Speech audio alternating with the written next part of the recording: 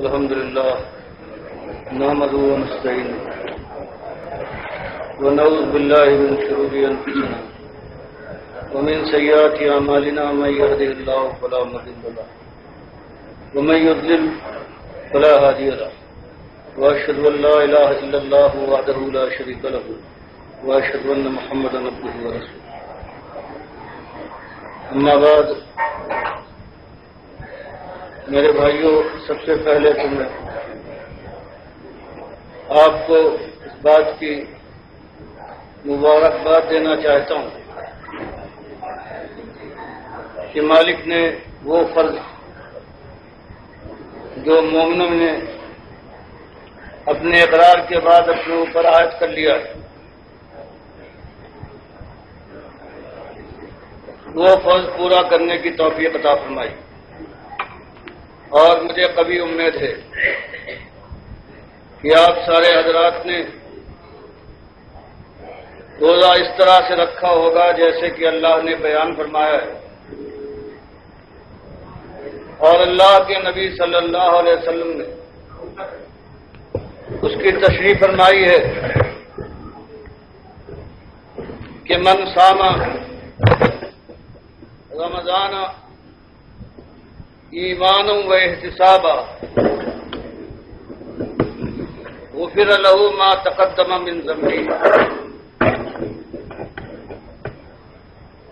کہ مالک کے یہاں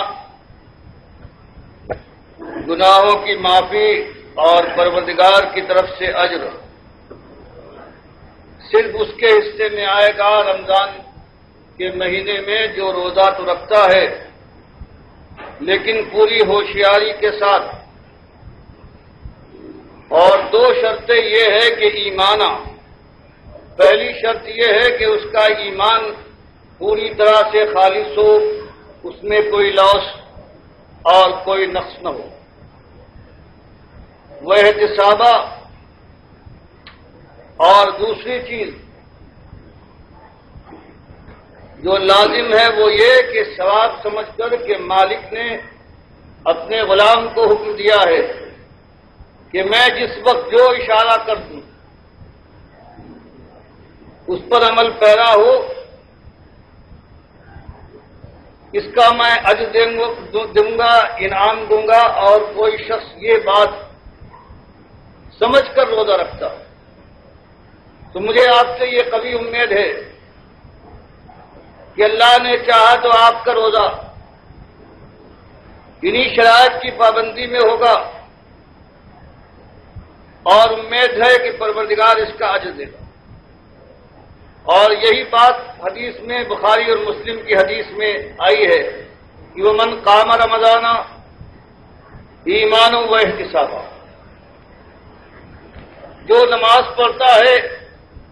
یہ تطوع جو تراویح کے نام سے پکاری جاتی ہے، یہ بھی ایمان اور احتساب کے ساتھ اگر کسی نے ادا کر لی تو اللہ اس کے پرانے خطاؤں کو معاف کر دے گا۔ اور یہی حال ہے من قام لیلۃ القدر ایمان و احتسابا غفر له ما تقدم من ذنبه، جس نے لیلۃ القدر میں اللہ کی بندگی کی ایمان اور احتساب کے ساتھ، ثواب سمجھ کر کہ مالک نے فریضہ مقرر فرمایا ہے، مالک راضی ہوگا، مغفرت فرمائے گا، تو اس کی خطائیں معاف ہو جائیں گی۔ اللہ میری خطا کو، پرانی خطاؤں کو معاف فرمائے، اگلی خطاؤں کے لیے بھی یہی دعا ہے۔ اور آپ حضرات شاید کوئی تعجب کرے کہ بات کیا ہے، یہ بھی روزوں کی تعریف کرتے ہیں اور ہر جگہ ہر ممبر اور محراب سے روزوں کا ذکر آتا ہے، نماز کی یہ بھی تلقین کرتے ہیں، اور دوسرے کچھ پیچھے نہیں ہیں ان سے، یہ بھی بتاتے ہیں کہ کلمہ وہی ہے، لا الہ الا اللہ محمد رسول اللہ، اور کوئی ہمیں اس کے خلاف نہیں بتاتا، تو یہ سب مل کر ایک کیوں نہیں ہوتے؟ چلو اور کوئی ضد کرے تو آپ کیوں ضد فرماتے ہیں؟ آپ کیوں لوگوں کے ساتھ مل کر جب بات ایک ہی ہے تو اس کے بعد کیوں مل کر کوشش نہیں کرتے؟ ہماری مجبوریات کے سامنے ہم اپنا عذر پیش کرتے ہیں کہ بات کہنے کے لحاظ سے ہماری بات اور ان کی بات وہی قرآن و حدیث کی وہ بھی بات کرتے ہیں، لیکن بنیاد ہے جس کے اوپر ہر جگہ پروردگار عالم نے یہی بات کہی ہے کہ ایمان کے ساتھ اگر عمل ہوگا تب عمل کی قیمت ہے، مجرد عمل اگر ایمان سے خالی ہو تو اس کی کوئی قیمت ہماری نگاہ میں نہ اٹھے گی۔ یہ ہمارا جرم کہیے یا اس کو کوئی اور نام دے لیجیے کہ اسی بات کو ہم اعلان کے ساتھ کہنا چاہتے ہیں کہ یہ ساری نمازیں، یہ سارے روزے، یہ حج و زکات، جو امت کی اکثریت آج دنیا میں سب سے زیادہ عبادت کرنے والی امت اگر ہے تو یہی ہے، تو اس سے یہی کہنا ہے کہ تمہارے اوپر اللہ نے، جو تمہاری عام کیفیت ہے، اللہ نے تم پر کوئی عبادت فرض نہیں کی، جو تمہارے ایمان کی کیفیت ہے، بات وہی قرآن و حدیث کی ہے۔ ہم ذرا صفائی کے ساتھ بات کو سمجھا کر کھول کر بیان کرتے ہیں، تم بالکل آزاد ہو، مالک نے تمہاری اکثریت پر کوئی عبادت فرض نہیں کی، کیونکہ مالک ایسا غیرت والا ہے، وہ فرماتا ہے ان الصلاۃ کانت علی المؤمنین کتاب موقوتا، نماز کو سب سے بڑا عمل تم سمجھتے ہو ہے، لیکن ہم نے کسی پر نہیں فرض کیا سوائے مومن پر، یعنی اگر تمہارا ایمان صحیح ہے، صحیح معنوں میں تم ایماندار ہو تب تم مکلف ہو، ورنہ ہم نے تمہارے اوپر یہ زحمت نہیں ڈالی ہے کہ نماز 5 وقت کے لیے نماز میں اپنا جا کے وقت بھی برباد کرو اور اپنے روزگار میں جا کے اس کے اندر وقت نہ ڈالو۔ یہی مالک نے فرمایا یا ایھا الذین آمنوا کتب علیکم الصیام، کہ ایمانداروں تمہارے اوپر روزہ فرض کیا گیا ہے، یہ سب کے اوپر نہیں، سب کے اوپر تو آگ ہماری بھڑک رہی ہے وہ سب فرض ہے، لیکن تمہارے اوپر جو خالص مومن ہو، بس ہماری غلطی کہو، ہمارا جرم کہو، ہمیں دوش دو کہ ہم نے اسی بات کو کھول کر ہاں کے پکارے کہہ دیا ہے کہ تمہاری اکثریت پر جب تک تم ایمان نہ لاؤ اس وقت تمہارے اوپر کوئی چیز فرض نہیں ہے، مزے کرو، کیوں برباد کرتے ہو اپنی جان کو کہ عاملۃ ناصبہ تصلی نارا حامیہ، عمل بھی کرو، تھک بھی جاؤ اور اس کے بعد جہنم کی آگ میں جھونک دیے جاؤ، کچھ مزے بھی نہیں اڑاتے۔ یہ ہمارا کہنا ہے اور یہ تیکھی بات ہے، کھلی بات ہے کہ ہم تمہارے سامنے کہتے جہاں آج تم مسالک میں بٹے ہوئے ہو، اس ملک کے اندر کوئی شاید ہی ایسا ہو جو ان 3 مسلکوں سے الگ ہو، کوئی اپنے کو دیوبندی کہتا ہے، کوئی کہتا ہے ہم بریلوی ہیں، کوئی کہتا ہے میں اہل حدیث ہیں، کچھ شوافے پائے جاتے ہیں اور کچھ حنبلی ہو سکتے ہیں، لیکن ان کی تعداد اس لائق نہیں ہے۔ تو ہمارا یہی ان سے کہنا ہے کہ تم دیوبندی ہو، میرے بھائیوں بتاؤ ایک دن بھی کبھی تم پر ایمان کا کوئی وقت آیا ہے؟ ہم اہل سنت والجماعت اپنے کو بریلوی کہتے ہو، ہم کہتے ہو تمہارا جہاں سے تمہاری ابتدا ہوئی ہے، دیوبند سے تم شروع ہوئے ہو، قاسم نانوتوی صاحب ہیں، عبدالرشید اس کے گنگوی ہیں، جتنے گزرے ہیں تمہارے اشرف علی تھانوی، کفایت اللہ، امداد اللہ، جتنے ہیں کسی ایک کو نہیں۔ تم اپنے کو بریلوی کہتے ہو جتنے تمہارے بزرگ گزرے ہیں، تم اپنے کو اہل حدیث کہتے ہو جتنے تمہاری اس تاریخ میں، یہ 100 برس کا معاملہ ہے، تینوں کا 100 برس کا معاملہ، اسی کے پیچھے میں اور اس سے زیادہ نہیں ہے۔ تو تمہارے یہاں تمہارے پانی اگر دیوبند کے ہیں تو وہ یہ کہتے ہیں کہ نبی صلی اللہ علیہ وسلم کو موت نہیں آئی،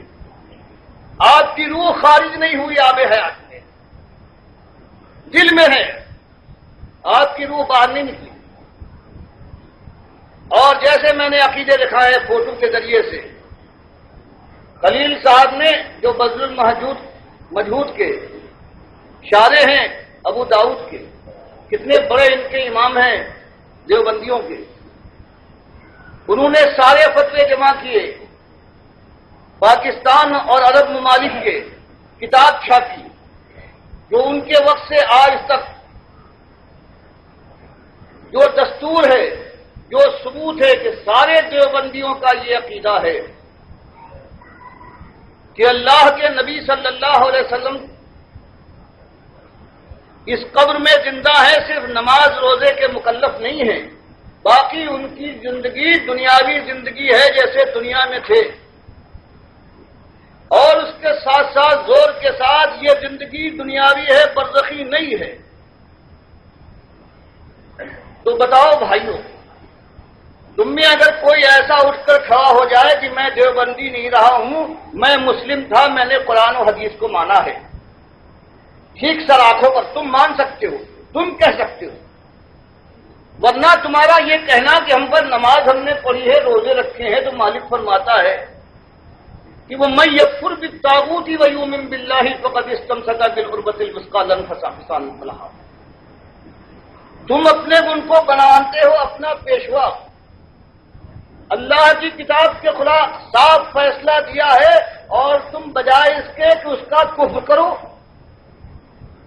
تم نے مان لیا ہے جو کچھ انہوں نے کہا ہے، اور خود فخر محسوس کرتے ہو اپنے کو اس مسلک سے انتصاب کرنے کا اور منتسب کرنے کا۔ تو بتاؤ اللہ کے بندو، انصاف کے ساتھ کہو، کیا تمہارا مالک ایسا ہے، اس کی یہ حیثیت ہے کہ تمہارا کوئی بڑا کوئی امام جب چاہے اس کے قرآن کو قلم کر دے، جب مرضی آئے اس کے نبی صلی اللہ علیہ وسلم کی بات کو رد کر کے اپنی بات چلا دے؟ تو طاغوت کون سے ہوتے ہیں؟ بتاؤ طاغوت کیا ہوتا ہے؟ اور اللہ قرآن میں فرمائے، ابھی وہ زمانہ نہیں آیا تھا جنگ کا، سورہ نحل میں مالک فرمائے کہ تمہارا یہ ایمان خالص لا الہ الا اللہ محمد رسول اللہ کہہ دینا، یہ ہماری نگاہ میں معتبر اس وقت تک نہیں ہے جب تم لات اور عزا اور منات کا انکار نہ کرو۔ یہی کہا گیا کہ کوئی اہل کتاب عیسائی ہو، اگر وہ کلمہ پڑھ دے تو اس کا کلمہ معتبر نہیں ہے جب تک وہ یہ نہ کہے کہ میں حضرت عیسیٰ کو اللہ کا بیٹا نہیں مانتا، اللہ کا نبی مانتا ہوں، کلمہ مانتا ہوں۔ اور یہی فرمایا کہ جب کبھی میں نے کوئی رسول بھیجا ہے اس نے یہی بات پہلے کہی ہے، کبھی ڈھکی چھپی بات نہیں رہی کہ اللہ کو مانتے ہو خوش آمدید، لیکن جان لو کہ اس کے بعد جو طاغوت ہیں ان کا انکار کرنا پڑے گا۔ اب دو کی غلامی تو نہیں کر سکتے، جس نے تمہارے مالک کو جھوٹا کہا ہو، مالک کی کتاب کو رد کیا ہو، وہ تمہارا دشمن ہو سکتا ہے، دوست تو نہیں، ولی تو نہیں ہو سکتا۔ اگر تم اسے ولی بناتے ہو تو مالک فرماتا ہے والذین کفروا اولیاءہم الطاغوت، کہ کافروں کے طاغوت ولی ہوتے ہیں۔ تو کوئی مومن کبھی اپنی زبان سے نہیں کہہ سکتا کہ یہ ہمارے ولی ہیں، یہ ہمارے بڑے، ہمارے امام ہیں، جنہوں نے اللہ کی بات کا انکار کر دیا، اللہ کی بات کی بجائے اپنی بات پیش کی، اور آج تک دنیا اس کو مانتی چلی آ رہی ہے۔ تو ایک یہ طاغوت نہیں، طاغوت سے کوئی بڑی چیز یہ ہے۔ تو ہم یہ بات کہتے ہیں تم سے کوئی لڑائی نہیں سوائے ایک اپنے مالک کے سلسلے میں، تم بھی اسی کے پیدا کیے پیدا ہوئے ہو، ہم کو بھی اسی نے پیدا کیا، تم کو بھی کھلایا ہے، ہمیں بھی کھلا رہا ہے، تم سے پہلے جو گزرے ہیں ان کا وہی داتا اور دستگیر اور خالق اور مالک وہی تھا، سب کچھ اس نے دیا ہے۔ اس کا کوئی وقار تمہاری نگاہ میں ہونا چاہیے، اس کا کوئی بندہ ہو، وہ نبی کیوں نہ ہو، وہ حق نہیں دیتا۔ قرآن میں بات کو واضح فرماتا ہے وَلَوْ تَقَوَّلَ عَلَيْنَا بَعْضَ الْأَقَاوِيلِ، ہمارے نبی صلی اللہ علیہ وسلم کو مجبور کرتے ہو، رشوتیں دیتے ہو، لالچ سے نوازنا چاہتے ہو، جان کا خطرہ ان کے سامنے لاتے ہو، دیس نکالا دے دیں گے، کیا چاہتے ہو؟ یہی کہ جو ہم نے اتارا ہے اس میں کچھ ملاوٹ کر کے کچھ اس کی بات کو بنا دے، تقول علینا، کچھ اپنی طرف سے ملا دے تاکہ تمہارے دل کو شانتی مل جائے۔ جو آج تمہارے دل کے اندر جلن ہے، جب سچی بات آپ کی طرح سے لگتی ہے، تم چاہتے ہو کہ یہ نہ ہو، تو فرمایا سن لو، ہمارے برگزیدہ نبی ہیں، ایسی بات تو نہیں کریں گے، لیکن مسئلے کو سمجھنے کے لیے سمجھ لو۔ اگر ہماری بات میں کوئی اپنی طرف سے یہ بات ملا دے تو ہم کیا کریں گے؟ لاخذنا منہ بالیمین، تو ہم اپنے نبی کو اس کے داہنے ہاتھ سے پکڑیں گے، ثم لقطعنا منہ الوتین، اور ان کی رگے گردن کو ہم کاٹ ڈالیں گے۔ تم نے کیا سمجھا ہے؟ خالق اور مخلوق کے فرق کو تم نے مذاق سمجھا ہے؟ یہ ہمارے نبی ہیں، قرآن فرماتا ہے اگر یہ کریں اور تمہاری شہ پر تم کو خوش کرنے کے لیے اگر انہوں نے یہ بات کی تھی، فما منکم من احد عنہ حاجزین، اور تم سارا زور لگا دو ان کے بچانے کے لیے، ہم سے نہ بچا سکو گے۔ تو بتاؤ اللہ کا فرمان یہ کہ ہماری بات کے خلاف کوئی اگر بات لگا دے تو اس کے بعد کوئی ہو ہمیں اس کی پرواہ نہیں ہے۔ یہ اور ہماری سنت ہے کہ پیغمبر ہمارے انبیاء ہیں، ہم ان کی حفاظت کرتے ہیں، ایسی بات ہم سے نہیں لگاتے۔ لیکن سوچ لو بات ایسی ہے، اور آج اس دنیا میں ایک مسلک کے آدمی اور سارے اس کے بعد جو عقائد بنائے گئے ہیں اس سارے اس کے اندر یہی ہیں کہ ہم قبر سے فیضان کے قائل ہیں، لیکن جیسے خاص کرتے ہیں، خواص اور عام کا طریقہ ہے۔ خالص وہ قبر پرستی کا شرک جس سے نبی صلی اللہ علیہ وسلم نے بستر مرگ پر ڈرایا تھا کہ دیکھو تم نہ کرنا، اپنے بزرگوں اور اپنے نبی کی قبر کو تم سجدہ گاہ نہ بنانا، یہ جڑ تھی۔ اس سے حضرت عائشہ فرماتی ہیں کہ عین کرب و بے چینی کے عالم میں جب کبھی چادر سر پر ڈالتے تھے کبھی پھینک دیتے تھے، آپ کی زبان پر یہ جاری تھا لعن اللہ الیہود والنصارى اتخذوا قبور انبیائہم مساجدہ، لعنت ہو اہل کتاب یہود و نصارہ پر، انہوں نے اپنے انبیاء کی قبروں کو سجدہ گاہ بنا لیا۔ اور پھر اللہ سے دعا فرمائی اللہم لا تجعل قبری وثنا یعبد، مالک میری قبر کو نہ بنانا، لیکن مالک نے دعا قبول نہیں فرمائی۔ جیسے اور بہت سی دعائیں ان کی والدہ کے سلسلے میں یا اور منافقوں کے سلسلے میں قبول نہیں ہوئی، یہ دعا بھی قبول نہیں ہوئی۔ آج وہ قبر بھی سجدہ گاہ بنی ہوئی ہے، وہاں بھی لوگ، میں نے خود دیکھا ہے، تہجد کے وقت آ کر داخل ہوئے ہیں، قبلے سے رخ موڑ کر قبر کی طرف کیا ہے،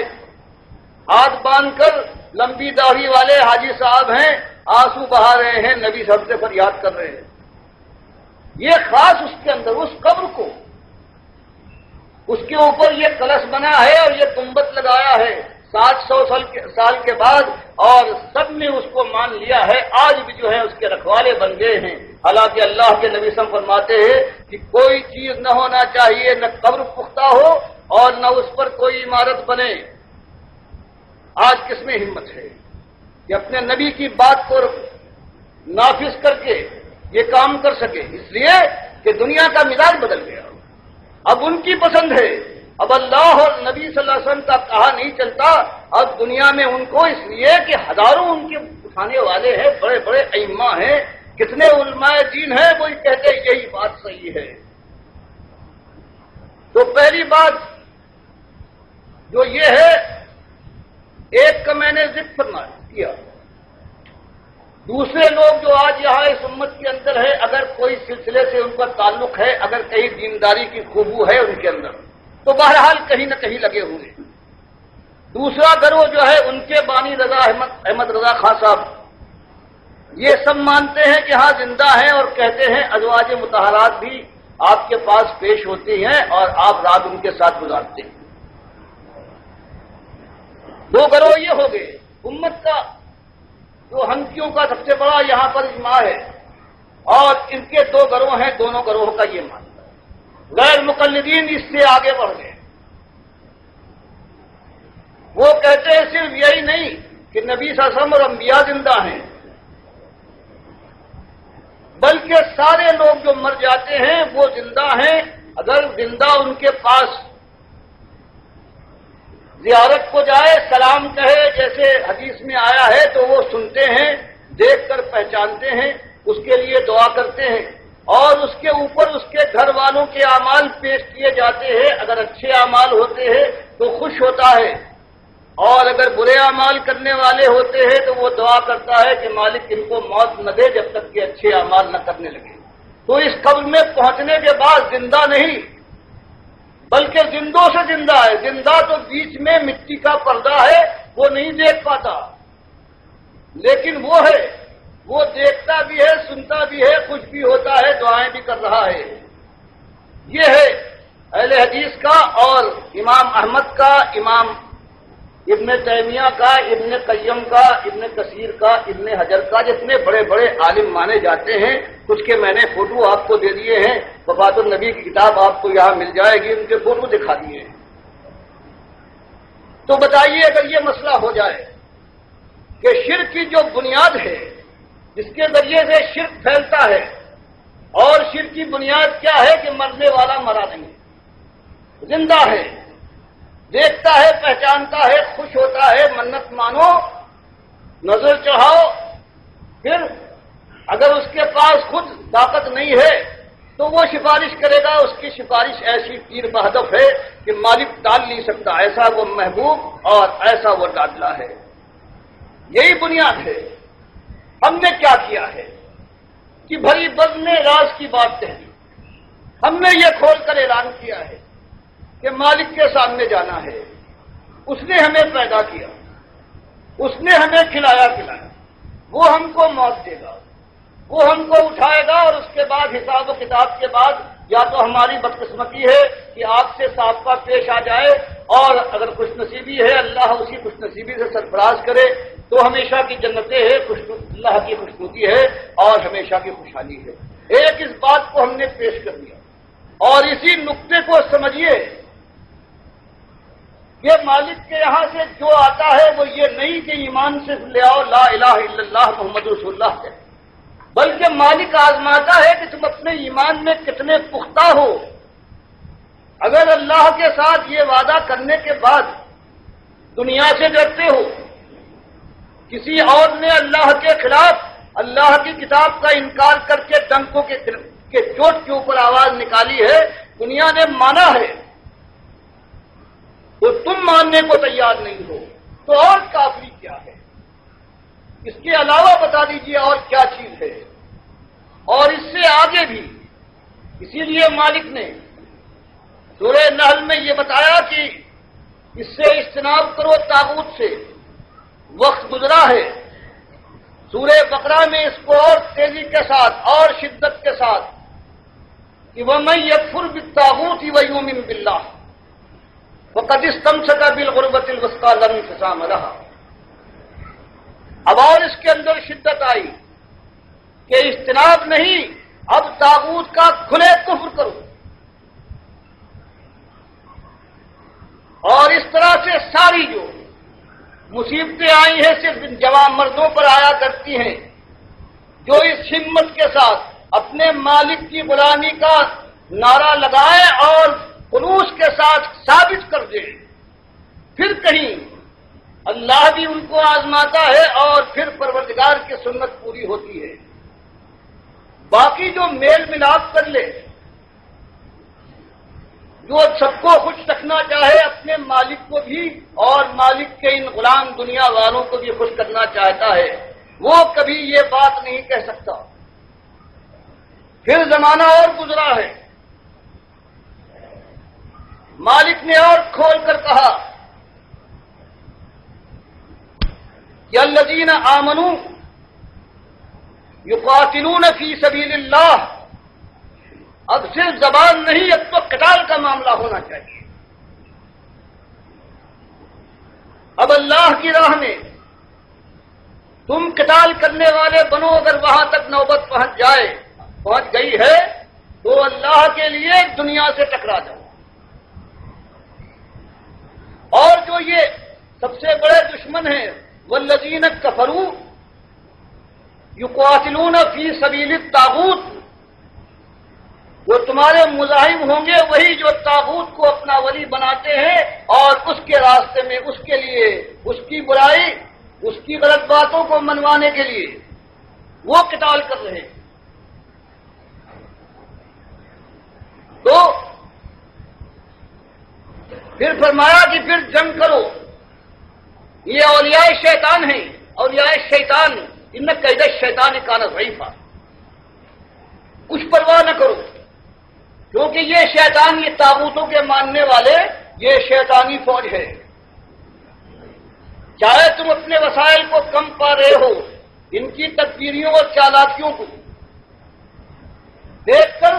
سہمے جاتے ہو، لیکن نہیں، ان کا مقابلہ کرو، ان کی تدبیریں ہیں، یہ انتہائی ضعیف ہے، پروردگار ان کے کار و بہت بکھیر دے گا۔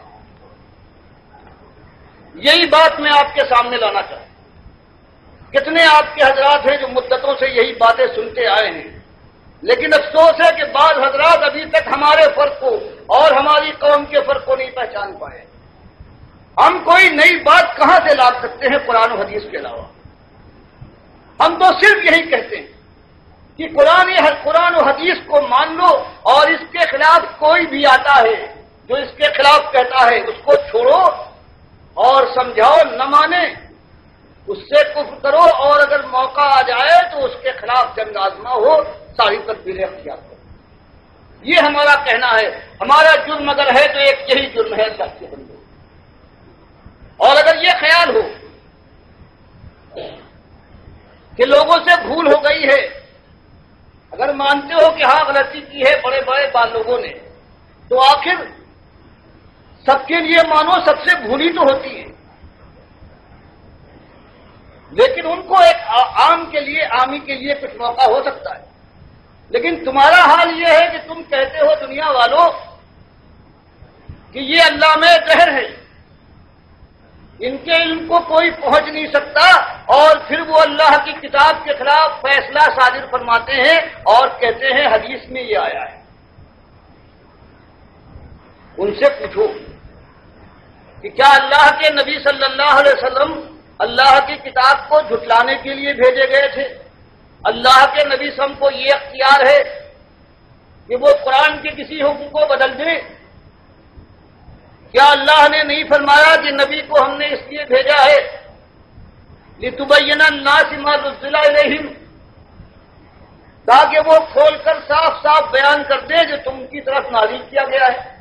قرآن کے صحیح معنی بتانے کے لیے آئے۔ اور اپنے نبی کے ساتھ کتنا ظلم ہے کہ کہا جائے انہوں نے یہ کہا ہے کہ قرآن غلط اور بات یہ ہے، اور اسی کی سچی بات سے جو صحیح روایت سے آئی ہے کس طرح نکالا تم نے غلط معنی لے کر، اپنی طرف سے معنی لے کر، جیسے خاتم الانبیاء کے لیے آ گیا، ایک گروہ نے اس کے معنی لے لیے کہ مہر لگا دی گئی، جو ان کی طرف سے ثابت مہر لگا ہوا ہے، یا یہ ہے ان کی بات کو ثابت کرنے، ان کی حمایت کرنے آئے، یہ معنی انہوں نے نکال لیے اور ختم کر دیا ختم نبوت کے۔ وہی حال تم نے کیا ہے بخاری کی صحیح حدیثوں سے، جس میں صحیح معنی بھی قرآن کے خلاف نہیں ہیں، کسی نص سے نہیں ٹکراتے، ان معنوں کے ماننے کے بجائے تم نے اپنی طرف سے وہ معنی لیے تمہارے بزرگ بتا گئے ہیں جو قرآن کے خلاف اللہ کا رد، اللہ کی کتاب کا انکار ہے، اور تم اس پر نازا ہو۔ حالانکہ یہ تو بہت بڑا ظلم ہے کہ حدیث کے صحیح معنی بھی ہو سکتے ہیں، لیکن تم کو ضد ہے کہ تم معنی نہ لوگے، اور اس لیے کہ تمہارے بزرگ کہیں ٹھوکر کھا چکے ہیں، تمہارے لیے لازم ہے کہ اسی مقام پر پہنچو تو تم بھی ٹھکرا کر گرو۔ تو یہ ایک مسئلہ ہے، یہ ایک جنگ ہے، کھلی جنگ ساری دنیا سے اس وقت۔ لیکن اللہ کا شکر یہ ہے کہ گالیاں دینے والے ہیں، برا بھلا کہنے والے ہیں، یہ تہمت لگانے والے کہ بڑے شدید ہیں، کسی کو نہیں چھوڑا. ہم کہتے ہیں اس سے کام نہ چلے گا، تم یہ بتاؤ کہ کہاں ہم غلط کہہ رہے ہیں. کہتے ہو کسی نے اس کو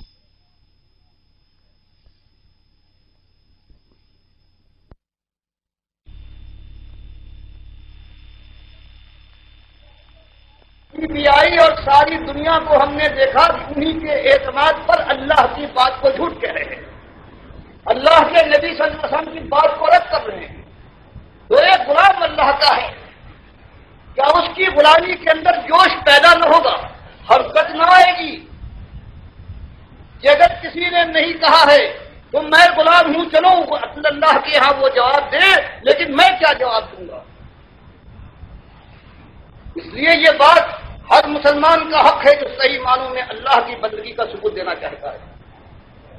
لوگ کہتے ہیں کہ اگر یہ کام نہ کرو، بات کہتے رہو اپنی مثبت دعوت، تو میں کہتا ہوں تم اللہ سے بڑے حکیم نہیں، اس کے رسول صلی اللہ علیہ وسلم تم سمجھدار نہیں. اللہ نے سارے پرانے جو مشہور تھے سب کو قرآن میں ذکر کیا، یہ فرعون ہے، یہ حامان ہے، یہ قارون ہے، یہ ابو لہب ہے. اور عمرو بن لہی خزائی کا نام کس نے لیا ہے کہ سب سے پہلے اس ظالم نے شرک کو یہاں پر داخل کیا ہے، اور جہنم کی آگ میں نے دیکھا ہے یہ اپنی ہاتھوں کو کھینچ رہا تھا، پھٹ گیا تھا پیٹ. معلوم ہوا کہ وہاں بھی برزخ میں جسم بھی ملتا ہے، بخاری مسلم کی حدیث سے. تو اللہ اور اس کے رسول صلی اللہ علیہ وسلم کا قاعدہ تو یہ ہے کہ وہ بات کو، اعتقاد کے معاملے کو، ایمان کے معاملے کو بالکل صاف، کسی پر چوٹ لگے، کوئی ناراض ہو، بات جب تک صاف ہو کر نہ آئے گی. ایک راستہ ہے، اس پر ڈاکو ہیں، ان کے پروپیگنڈا کرنے والے پھیلے ہوئے ہیں. کوئی گھبراتا ہے، کہتے ہیں کوئی بات نہیں، بالکل شاہراہ ہے، بالکل امن ہے. اس کے ان کے ایجنٹ ہیں، لوگوں کو آگے بڑھا رہے ہیں، اور وہ جانے کے بعد وہ گھات میں لگنے والے ہیں، وہ ان کو لوٹ لیتے. اب کیا ہم کو اگر معلوم ہو جائے، آپ کو معلوم ہو جائے کہ آپ کا فرض نہیں ہے کہ ہوشیار کرے کہ یہ بے ایمان، یہ ایجنٹ ہے، یہ ان کے چیلے ہیں، یہ ان کی طرف سے لگے ہوئے، آگے بڑا خطرناک گروہ بیٹھا ہوا ہے. اگر ہم یہی کام کریں کہ جنہوں نے ایمان پر ڈاکہ ڈالا ہے، جنہوں نے ہمارے باپ دادا کی اربوں اور کھربوں لوگوں کو جہنم میں جھکوا دیا ہے اپنی بڑائی کے الزام میں اور اپنے جھوٹے نام کی وجہ سے، اور یہ نہیں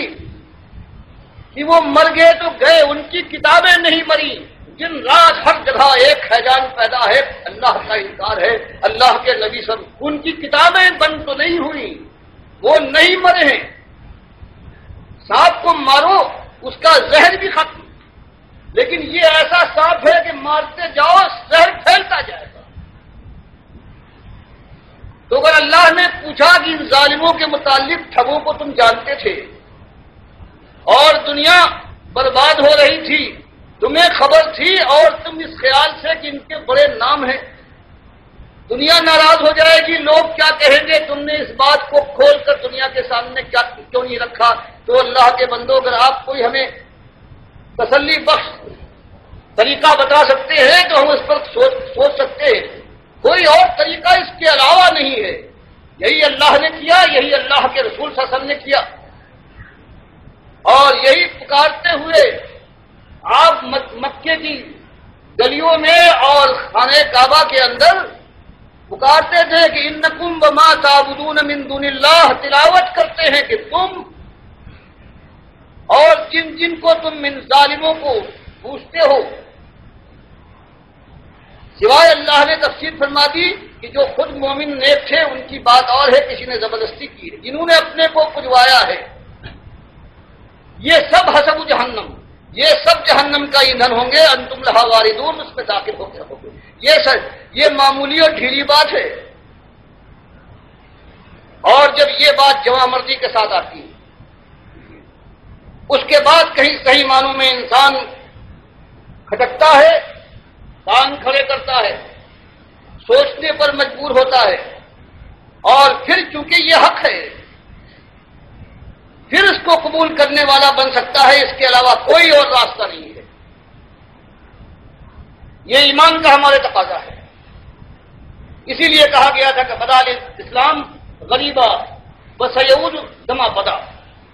اسلام جب آیا تھا آخر وہ بھی کہتے تھے کہ ہم حضرت ابراہیم کے ماننے والے ہیں، ایماندار ہیں۔ نبی صاحب نے ان کے ایمان کے چیزیں اڑا دیے کہ تم ایماندار نہیں ہو، اس لیے کہ ابراہیم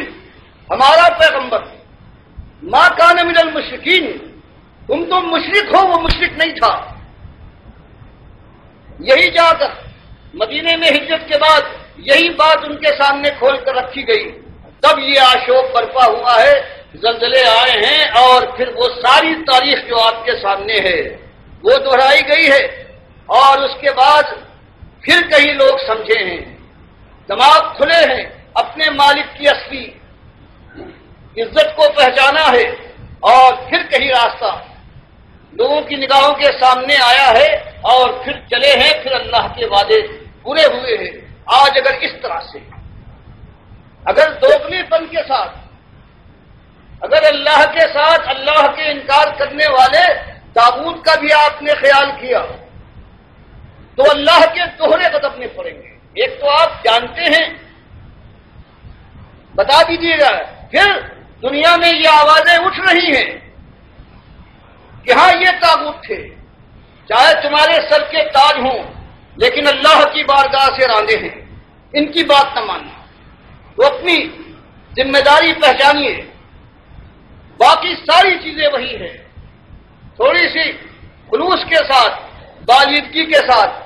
کہ نمازوں کے اندر روزہ کوئی نئی چیز آپ کے سامنے ہم کیا پیش کر سکتے ہیں جو اللہ کی کتاب اللہ نبی صاحب نے نہیں پیش کی، اس کے علاوہ کیا پیش کر سکتے ہیں؟ ہم کہتے ہیں وہی بات، اس سے پہلے یہی ہوا ہے کہ ایک پیغمبر آئے ہیں عیسیٰ علیہ السلام،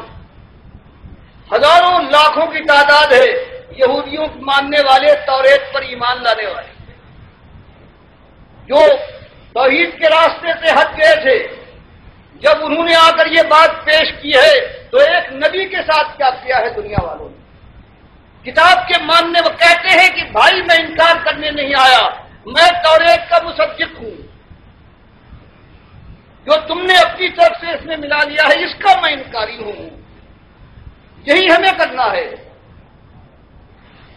کہ قرآن و حدیث میں کون کس کی ہمت ہے، ایک معمولی چیز کا کوئی فرق کر سکے اور وہ کافر ہونے سے کیسے بچ سکتا ہے؟ ہم تو صرف ادھر اس کے گھروں میں آگ لگی، اس کے شہر یوں اجڑے، اس کی آبرو کے کفن تار تار ہو گئے، لیکن پھر ہمت جواب دیتی ہے کہ فلاں سے کی طرف دیکھو، کیونکہ وہ ایمان کی مردانگی کہاں ہے؟ مالک کا کہنا یہ ہے کہ ہم ان کے ساتھ ہیں جو ہماری بات کہے اور جم جائے، ہم اپنے رسولوں کے ساتھ ہیں، ہم مومنین کے ساتھ ہیں۔ یہ روش پیدا کیجئے، دنیا کے اندر غریب اور پردیسی بن جائیے۔ لڑائی جھگڑے تو نہیں کہتا، ہمدردی ہو، دنیا والوں سے آپ کی طرف جا رہے ہیں، ان کو آگ سے بچانے کی کوشش کرنا ہے، لیکن وہ تعلقات، وہ محبت اور دوستی کے انداز، وہ شرمندگی کی بات نہ کہو دوست سے کہیں پرانا مان جائے۔ لوگ بہت اچھا سمجھتے ہیں اگر توحید کی بات اور شرک کا ذکر چھوڑو گے تو مشکل پیدا ہو جائے گی، یہ نامردی ہے۔ اس نامردی کو نکال کر پھر اللہ اپنے مالک کے وقار کو پہچان کر کسی سے بلا وجہ حق کے خلاف کوئی بات نہیں کہنا، لیکن اللہ کی بندگی میں یہ جرأت عزت نفس تو ہونا چاہیے کہ بڑا سا بڑا رشتے دنیا کو اللہ کے راستے سے ہٹایا ہے، اللہ کی بات کا انکار کیا ہے، صاف اعلان کر دو کہ میں اس کا بندہ نہیں اپنے مالک کا بندہ ہوں۔ یہ ایک بات ہے انتہائی سخت، یہ کڑی اور مشکل بات ہے، اس کی درخواست کرتا ہوں۔ یہ بات اسی لیے سوچ سمجھ کر اس راستے میں جس کو آنا ہے، بہرحال یہ بات کبھی برداشت نہیں کی ہے کسی قوم نے، لیکن اللہ کا اس سے وعدہ ہے کہ جب بھی آئے وہ، جب خیر آئے اسی انداز سے آئے گا، اس کے علاوہ کوئی انداز نہیں ہے۔ جب تک ایمان کو بالکل صاف نہ کر دیا جائے گا اور بڑے چھوٹے کا کوئی خیال، کوئی عالم اور فاضل، کوئی امام زیادہ اللہ کے راستے میں روڑا نہ اٹکا پائے گا، اس وقت کہیں راہیں کھلیں گی، اللہ کی رحمتوں کے فرشتے اتریں گے، اللہ مالک سکینہ نازل فرمائے گا، اسباب کا وہ انتظام کرے گا، اور معلوم نہیں 10 سال لگے، 10,000 سال لگے، وہ دن بھی بخاری اور مسلم نے جو بیان کیا ہے وہ دن بھی آ جائے گا کہ اس زمین کے اوپر سوائے مومنوں کے ایک کافر نہ ہوگا۔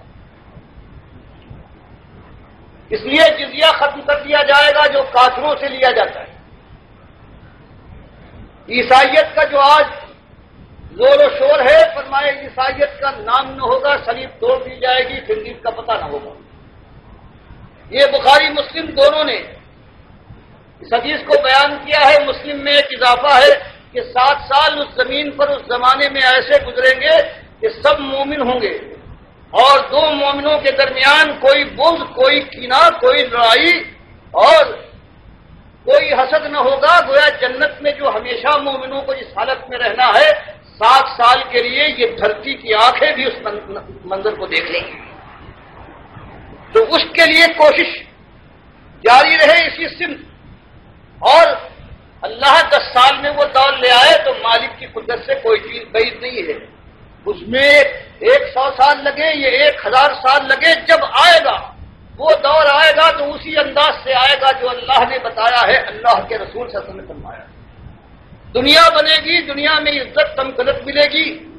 خلافت ہوگی، امن و امان ہوگا، اور آخرت میں جنت کی بادشاہی سے سرفراز کیے جائیں گے۔ یہی ایک انداز ہے۔ مالک نے قرآن میں فرما دیا، یعبدوننی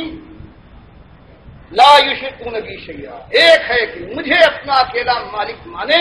اور میرے ساتھ کوئی شریک نہ ٹھہرائے۔ اور میں نے بتایا کہ پورے پاکستان کے پورے مسالک کے لوگ ہیں، ان کے اندر کفر و شرک ہر ایک میں، بعض میں اوپر تک، بعض میں چھلکتا ہوا، بعض کے اندر اس کے بیدے میں بیٹھا ہوا ہے، لیکن اللہ کے یہاں معمولی ایک شرک، ایک نجس، ایک ذرہ ہے، اللہ کو قبول نہیں ہے، اللہ کبھی اس کو معاف نہ کرے گا۔ اس لیے اللہ سے توفیق مانگیے، اور یہ کام ہو رہا ہے۔ اللہ اس کا آواز میں اضافہ فرما رہا ہے، بات پہنچ رہی ہے، تو بات آپ کے سامنے آنے کے بعد ذمہ داری آپ کی بڑھ گئی ہے۔ آپ سے یہی کہنا ہے کہ ساتھ کیجیے اپنی حد تک اس کام۔ مالک کی بڑائی کے لیے اگر ایک مالک کا غلام اپنے کو کہنے والا آگے نہیں بڑھتا ہے تو اس کا دعویٰ کیسے قابل و قبول ہو سکتا ہے؟ ورنہ وہ دن تو دور نہیں ہے کہ آپ کے بھی بازو اگر اٹھانا چاہیں تو آپ نہ اٹھا سکیں گے، سینے پہ پڑے ہوں ڈھلک جائے تو روک نہ سکیں گے، پنڈلیاں بعد نہ اٹھائیں گی، بلکہ اگر آپس میں چمٹ جائیں تو الگ کرنا بھی بس کی بات نہ ہوگا۔ یہ آنکھیں جو آج اللہ کی بات کی پرواہ نہیں کرتی، مٹکتی رہتی ہیں، یہ جب چڑھیں گی تو گھر والے ہیں وہ ڈریں گے اور آنکھوں پر پٹیاں باندھیں گے، منہ کھلا رہ جائے، یہ اللہ کی حرام کے اوپر سبقت کرنے والا، تو اس پر ڈھاٹا باندھا جائے گا۔ وہ دن تو آنے سے پہلے اللہ کی بات کو پورے شعور کے ساتھ قبول فرمائیے، اور اللہ نے جو فرمایا ایمان لا کر عمل صالح کر کے پھر یہی دعوت حق ہے، یہ بلند ہو اور اس راستے کی چوٹیں سہلاتے ہوئے، زخم چاٹتے ہوئے شیرانہ وار منزل تک پہنچ جاؤ۔ موت منزل ہے، بس امتحان ختم ہوا، جنت کی بادشاہی کے مجھے تم کو اسی وقت سنا دی جائے گی۔ اللہ مجھے بھی توفیق دے، پروردگار